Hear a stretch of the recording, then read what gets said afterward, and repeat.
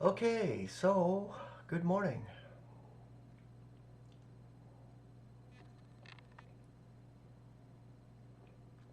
Cheers from Canada. All right. Yesterday I looked up the word sane in the keyword concordance. You can see that it's save disposition in the Greek elements. You're in a good disposition, basically, and of a sound mind when it comes to the truth and correctly cutting the scriptures. You're not being blown here and there by every wind of teaching. There's so much disposition out there when it comes to teaching. You just got to hold your ground and stand in Christ solidly on the correctly cut scriptures. We can't be all over the place when it comes to truth. Truth is truth, and it comes directly from the scriptures. Each one is given a measure of faith, so each one has an understanding. And given that in the body of Christ, there are some who do not have as much as others. I'll put it that way. It's not because we're better than anybody else, because we're not. The more we grow, and our growth is important in the Lord, this is why we're here, to grow and to mature in Christ. Not to be spinning all over the place or going back and forth. That just does not work. That becomes insane, and that's not sane. So, with that, I have this article to share, A Sane Disposition, based on Romans 12:3.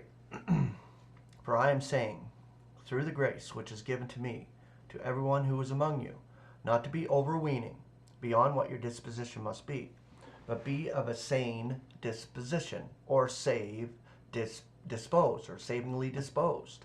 Be disposed to that which is above, not to that on the earth. So that's it. Just the bottom line. That which is above is where God is. And we are next to God in Christ, already in spirit. So this is where we need to be focused. As God parts to each the measure of faith. Exactly. There is a distinct parallel, both in structure and in thought, between the opening words of Romans 12:1 and 12:3. When we render the preposition dia, or dia, literally by the word through, in each case we can see this pattern quite clearly. I am entreating you, Romans 12:1, through the pities of God. Through, notice, through the pities of God. I am saying through the grace given to me. Okay, so it's always through the grace and through the pities of God. As we have noted previously, the words the pities of God summarize the teachings of the earlier chapters of Romans concerning God's love in giving his Son to death on behalf of sinners. The benefits of justification, conciliation, and expectation of the glory of God result from God's gracious purpose in Christ Jesus to show his mercy to all. Romans 11:32. So also the benefit of a renewed mind is channeled through this divine operation. So God is changing the mind. So from the heart to the mind, I said yesterday, bringing it together. Your heart, where is it? Is it in Christ? Is it focused on Christ in the sense of what God's operation is and what God's will is? See, this is where the change comes, and it goes to the mind where you're not insane anymore. You're sane because you have that disposition in Christ where you realize the truth and you stand fastly to what God has given you. And each one of us has been given that as members of the body of Christ now to be believing. Grace given to Paul. The traditional understanding of the opening words of Romans 12:3 is that Paul refers to the apostolic authority given to him in grace. This is generally compared with the apostles' words in 1 Timothy 1:12 through 16. Grateful am I to him who invigorates me, Christ Jesus our Lord, for he deems me faithful, assigning me a service. I will show mercy. The grace of the Lord overwhelms. There certainly was great authority granted to Paul in connection with his apostleship, and this was given him in grace. Yet he was very reticent to use that authority. 1 Corinthians 9, 16 through 18, and 2 Corinthians 10, 7 through 12, and preferred to manifest the grace of his message with graciousness, and always to direct attention away from himself to his Lord. 2 Corinthians 10:17. Similarly here in Romans, he is not seeking to press right behavior on the believers by the authority of his position, but rather he is drawing attention to the evangel of grace as the channel for the renewing of our minds. The power for right thinking is not to be found in the imposition of authority, but in the word of the cross, which is the power of God for us today who are believing. 1 Corinthians 1:18. Paul is not a second Moses, bringing us a new set of laws for obedience, but instead he is proclaiming a message of grace that itself powerfully and effectively guides us from within to thoughts and actions that are well-pleasing. Yet some will point to Romans 1:5 and other passages in the epistle where Paul refers to his apostleship and ministry as authoritatively established. There is no doubt that he had authority, but the point is that he did not use this authority as the basis for establishing correct behavior among the brethren.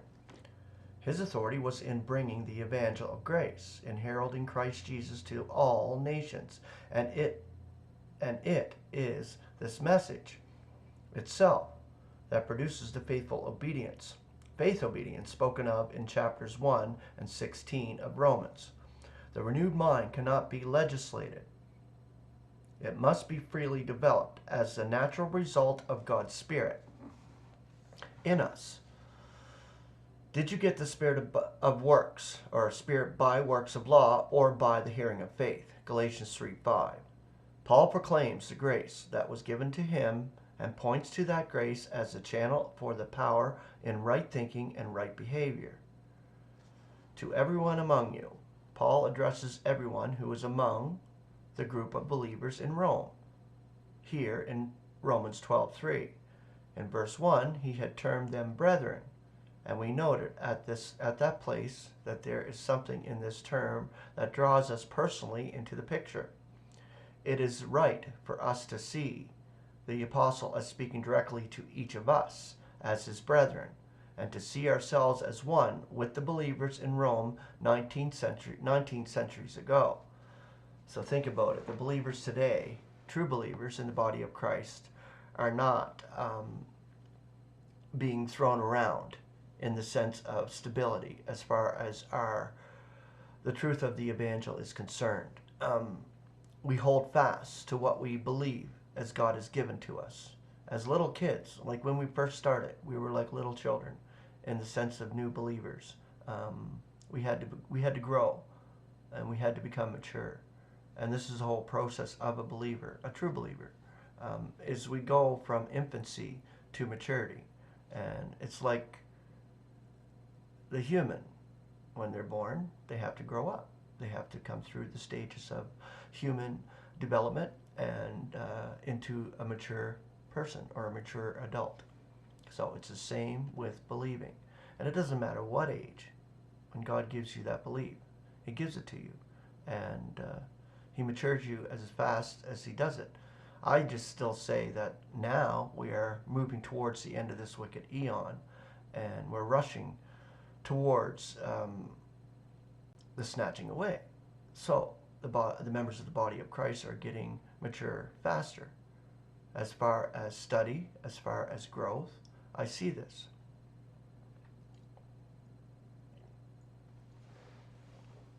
Okay.